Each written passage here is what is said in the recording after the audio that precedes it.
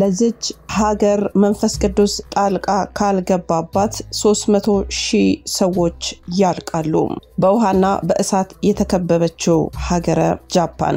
የጃፓን ኢኮኖሚ በፓሲፊክ የባህር ዳርቻ ላይ ለረጅም ጊዜ ሲጠበቅ የነበረው ግዙፍ የመሬት መንቀጥቀጥ ሲከሰት እስከ 1.81 ትሪሊዮን ዶላር ሊያወጣ ይችላል። ይህም አውዳሚ ሱናሚዎችን በመቶ የሚቆጠሩ ህንጻዎችን ማውደምና 300,000 የሚጠጉ ሰዎችን ሊሰለቅጥ እንደሚችል የመንግስት ሪፖርት ዘግቧል። የሚጠበቀው 270.3 ትሪሊዮን የን የሀገሪቱ ገንዘብ ማለት ነው የን ወይም ደግሞ የሀገሪቱ አጠቃላይ የሀገር ውስጥ ምርት ጂዲፒ ግማሽ የሚጠጋው ኢኮኖሚያዊ ጉዳት ከቀደመው 214.2 ትሪሊዮን የን ግምት ጋር ሲነጻጸር በከፍተኛ ሁኔታ ጨምሯል። ምክንያቱም አዲሱ ግምት የዋጋ ግሽበትና የተሻለ የመሬትና የመሬት መረጃ የጎርፍ አካባቢዎችን አስፋፍቷል ሲል የካቢኔ ጽህፈት ቤቱ ዘገባ አመላክቷል። ቶኪዮ ጃፓን 300,000 ሰዎች ያልቃሉ።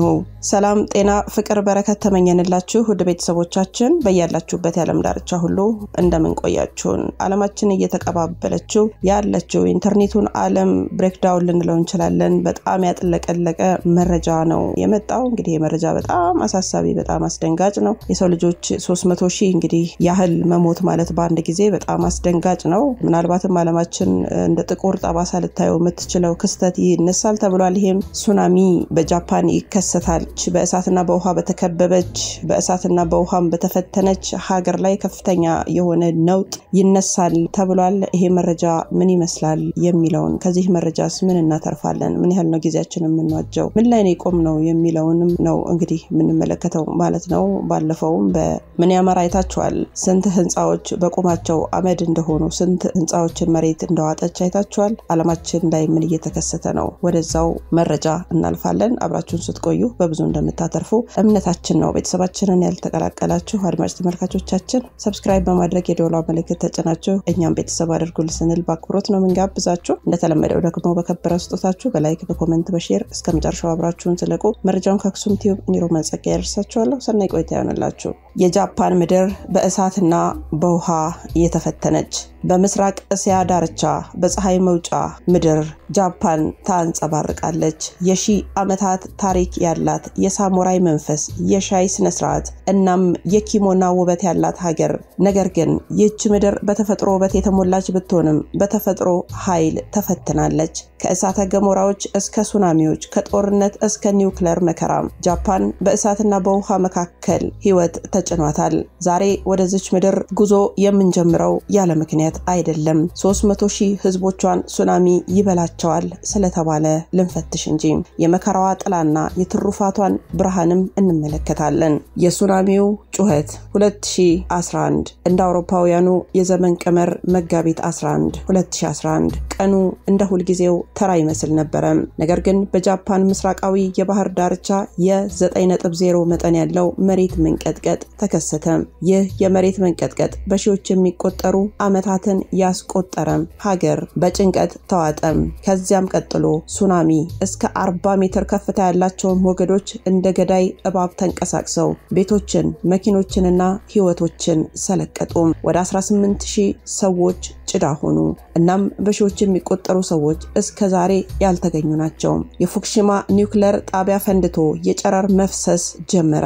ከ300,000 ያላነሱ ሰዎች ቤታቸው ተፈናቅለው በጊዜያዊ መጠለያዎች መኖር ጀመሩ።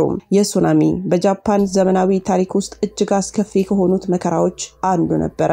ነገር ግን በዚህ ጨለማ ውስጥ የጃፓን ህዝብ መንፈስ ተነሳሳ። ተግባብተው እርስ በርስ ተረዳርተው እንደገና መገንባት ጀመሩ ሀገራቸውን። ሁለተኛውን አስፈሪ ጥላ እንመልከት። ሂሮሺማ ናጋሳኪ። ወደ ኋላ ስንመለስ ወደ 1945 እንነግዳለን። ሁለተኛው የዓለም ጦርነት መገባደጃ ላይ ነበር። ጃፓን በእሳት ቦምቦች የተቃጠለችው በረሃብ የተዳከመችው ነገር ግን መውደቋን እምቢ ብላ ተዋግታ ነበርም። እስከዚያ ቀን ድረስ ነሐሴ 6 ሂሮሺማ አንድ ትንሽ ነገር የአቶም ቦምብ ከሰማይ ወርዶ ከፍተኛ ብርሃንን ፈነጠቀም። በአፍታ ከ80,000 በላይ ሰዎች ሞቱ። ከ3 ቀናት በኋላ ናጋሳኪ ተመሳሳይ እጣ ፈንታ ገጠማት። በዚህ መከራ ውስጥ ከ140,000 በላይ ሰዎች ሕይወታቸውን አጡ። ከተሞች ወደ አመድነት ተቀየሩ። እናም የጨረር መመረዝ በሺዎች የሚቆጠሩ ሌሎችን ቀስ በቀስ ፈጃቸው። ይህ የሰው ልጅ ታሪክ ያየው እጅግ አሰቃቂ ቀን ነበረ። ነገር ግን ከዚህ አመድ ውስጥ ጃፓን እንደ ፊኒክስ ወፍ ተነሳች። የሰላም ተምሳሌት ሆነችና የዓለም ትኩረትም ወደ እርቅና ወደ መልሶ መገንባት ጠራች። ሶስተኛውን እንቀጥል። የእሳተ ገሞራዎች መንግስት ጃፓን በፓሲፊክ የእሳት ቀለበት ላይ ተቀምጣለች። ከ117 በላይ ንቁ እሳተ ገሞራዎች ያሏት የተፈጥሮ ውበትና የአደጋ መናኸሪያ ናት። በ1923 የካንቶ መሬት መንቀጥቀጥ ቶኪዮንና ዮኮሃማን መታ። ከ143,000 በላይ ሰዎች ሞቱ።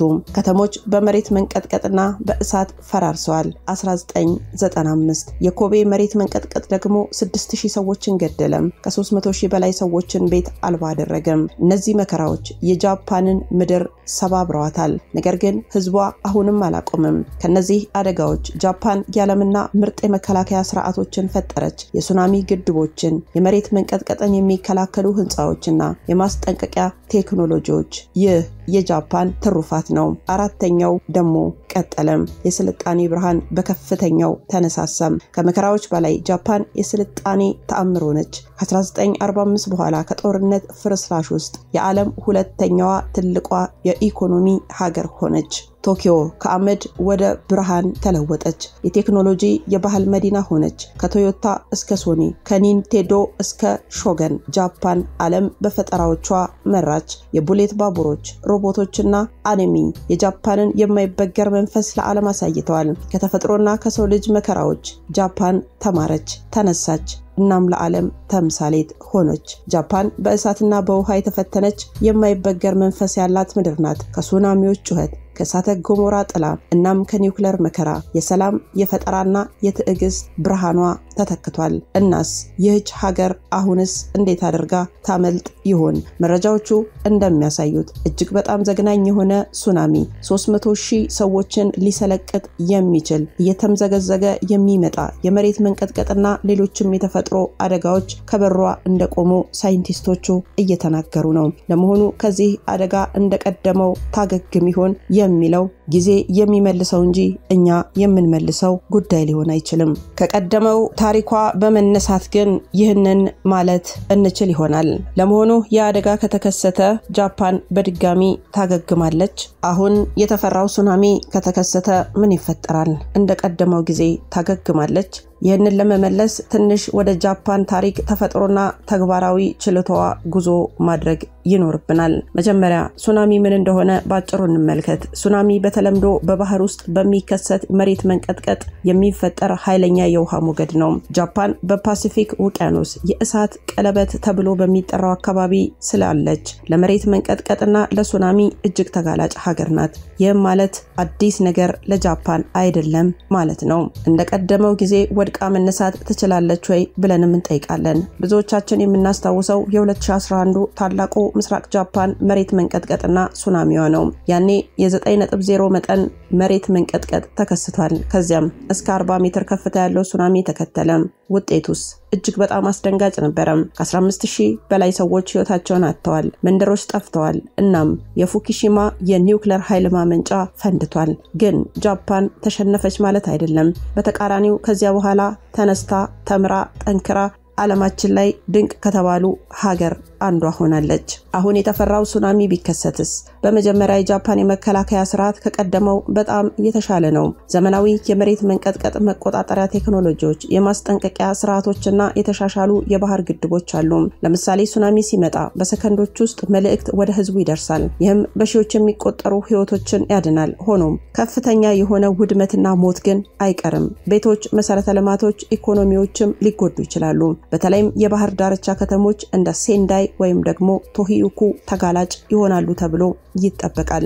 እንደቀደመው ጊዜ ታገግማለች ወይ ብለን ስንጠይቅ ደግሞ አዎ ታገግማለች ነው መልሱ። ምክንያቱም ጃፓን ብዙ የፈራረሰችበት ታሪክ አላት። ከ2011 በኋላ በፍጥነት መልሳ ግንባታ ጀምራለች። መንገዶችና ቤቶች ከተሞችም ተገንብተዋል። ህዝቧም በአንድነትና በጽናት የተነሳ ሰው ሆነ።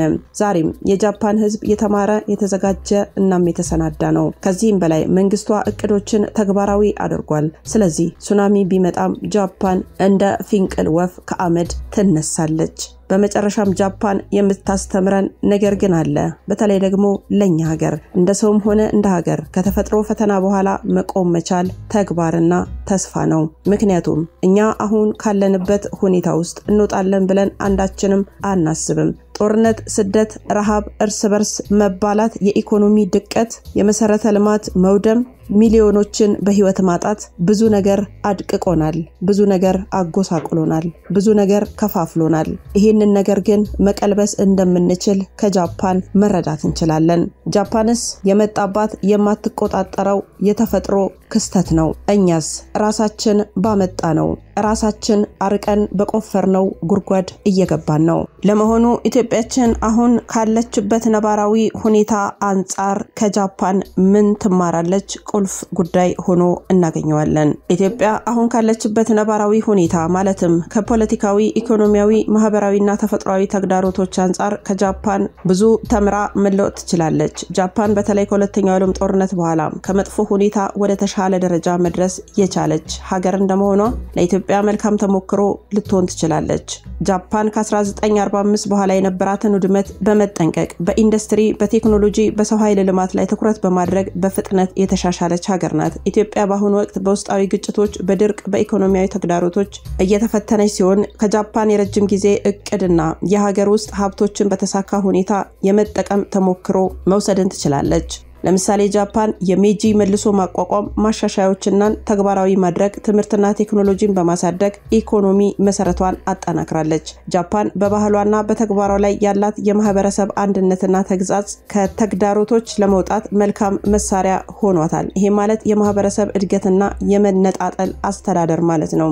ኢትዮጵያ በተለያዩ ብሔሮች፣ ባህሎች መካከል ያለውን መለያየትን ለመቀነስ ከጃፓን የጋራ እሴቶች በማጎልበትና የተያዘ አስተዳደርን መልካም ተሞክሮዋን መውሰድ ትችላለች። ይህ በተለይ ደግሞ በአሁኑ ወቅት በሀገሪቱ ያለውን የፖለቲካና የብሔር መከፋፈል ሊቀርፍ ይረዳናል። ጃፓን በተደጋጋሚ የመሬት መንቀጥቀጥ፣ ሱናሚ፣ እሳተ ገሞራ መጋፈጥ ቢኖርባትም በቴክኖሎጂ፣ በመሰረተ ልማትና በማህበረሰብ ዝግጅት እነዚህ ተግዳሮቶችን ተቋቁማለች። ኢትዮጵያ በተለመደ የድርቅና የረሃብ ተግዳሮት ስትወድቅ ከጃፓን የቅድመ መከላከል ስልቶች ለምሳሌ የውሃ ሀብት አስተዳደርና የግብርና ቴክኖሎጂን መማር ትችላለች። በትምህርትና በሰው ኃይል ኢንቨስት ማድረግን ስንመለከት ጃፓን የሀገሯ ህዝብ በትምህርትና በሙያ ላይ ኢንቨስት በማድረግ የልማት መሳሪያ አድርጋው ተጠቅማለች። ኢትዮጵያም የወጣቷን ትውልድ በተሻለ ትምህርትና በክህሎት በማስታጠቅ የሀገሪቱን ኢኮኖሚ ማህበረሰብ መልሶ ለመገንባት መልካም መነሻን መፍጠር ትችላለች። በአጠቃላይ ስንመለከት ኢትዮጵያ ከጃፓን የምትማረው ተግዳሮቶችን ወደ እድል መቀየር፣ የህዝብ አንድነትና ተሳትፎን ማሳደግ እንዲሁም በመልካም አስተዳደርና ቴክኖሎጂ ላይ